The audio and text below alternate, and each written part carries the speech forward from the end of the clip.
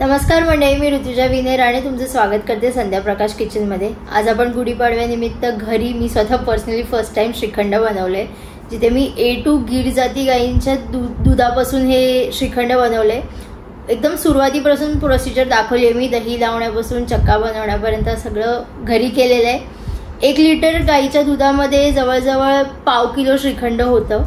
नक्की ट्राय करा तुम्ही। मी स्वतः केशर, इलायची आणि ड्रायफ्रुट्स टाकलेले। तुम्ही तुमच्या आवडीनुसार त्याच्यामध्ये फ्रूट्स किंवा अजून काही हवं ते ॲड करू शकता, किंवा नॉर्मल श्रीखंड फक्त केशर किंवा फक्त इलायची टाकून बनवू शकता।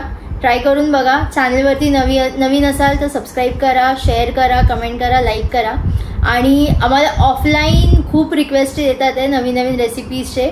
तसंच यूट्यूबवरती तुम्ही कमेंट करून आम्हाला रेसिपी सांगू शकता। आम्ही लवकरात लवकर ट्राय करायचा प्रयत्न करू। नवीन रेसिपी घेऊन परत भेटू। टिल देन हरिओम श्रीराम अंबद्या नाचवी। आपण रात्रभर हे दही बनवले, म्हणजे दूध तापून 1 लिटर दूध तापून आपण त्याला रात्रभर विरजण लावून ठेवलं होतं।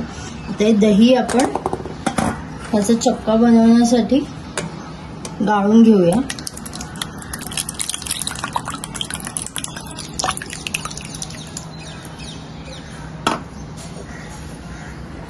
तुम्ही याच्यासाठी सुती कापड वापरू शकता, किंवा एकदम जर बारीक पातळ कापड असेल तर तो देखील वापरू शकता। जे दही आपण सकाळी बांधून ठेवले ते मी 4 तास बांधून ठेवले, आणि आता हे काढून आपण चाळणीमधून त्याला थोडंसं चाळून घेणार आहे, म्हणजे त्याची एकदम स्मूथ कन्सिस्टन्सी होईल असं। तर आता आपल्याला चक्का गाळणीमधून म्हणजे चाळणीमधून काढून तयार आहे। इथे आता आपण ह्याच्यामध्ये आपलं हे केशरचं दूध बनवलं आहे मी। 2 तासासाठी केशर मी दुधामध्ये मिक्स करून ठेवलेली, ते आपण टाकूया। आणि जेवढा चक्का आहे तेवढीच साखर घ्यायची आणि त्याची पावडर करून घ्यायची।